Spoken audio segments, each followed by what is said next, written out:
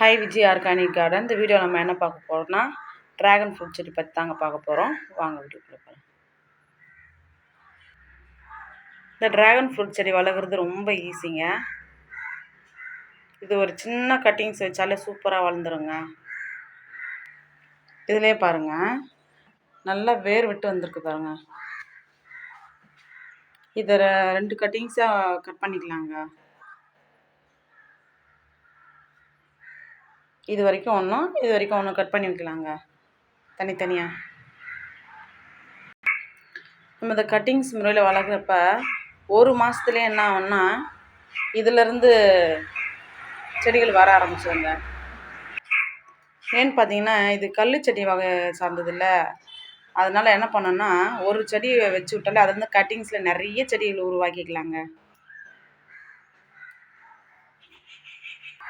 இந்த dragon fruit செடி என்ன கலர்னு பார்த்தீங்கன்னா பிங்க் கலருங்க. மேலேயும் பிங்க் கலராக இருக்கும், உள்ள பழமும் பிங்க் கலராக இருக்குங்க.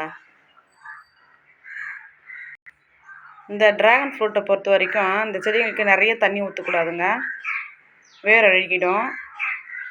வாரத்தில் 2 முறை தண்ணி ஊற்றினாலே போதுங்க.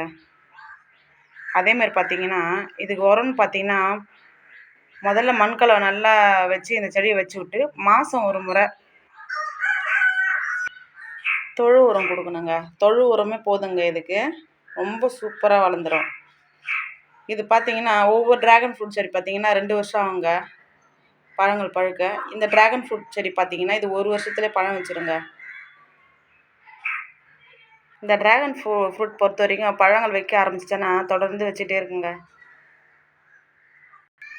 இந்த ட்ராகன் பழத்தில் பார்த்தீங்கன்னா நிறைய சத்துக்கள் இருக்குதுங்க. நீங்களும் உங்கள் வீட்டு மாடி தோட்டத்தில் வச்சு விடுங்க, ரொம்ப சூப்பராக வளருங்க. நம்ம அந்த செடியை வைக்கிறப்பவே நல்ல ஒரு மண்கலவையில் நம்ம வச்சு விட்டோம்னா ரொம்ப வேகமாக வளருங்க. உங்களுக்கு எந்த கலர் ட்ராகன் ஃப்ரூட் பிடிக்குமோ அந்த கலர் ட்ராகன் ஃப்ரூட் செடி வாங்கி நீங்களும் உங்கள் மாடி தோட்டத்தில் வச்சு விடுங்க. இந்த வீடியோ உங்களுக்கு பிடிச்சிருந்தா லைக் பண்ணுங்கள், ஷேர் பண்ணுங்கள், கமெண்ட் பண்ணுங்கள், சப்ஸ்கிரைப் பண்ணுங்கள்.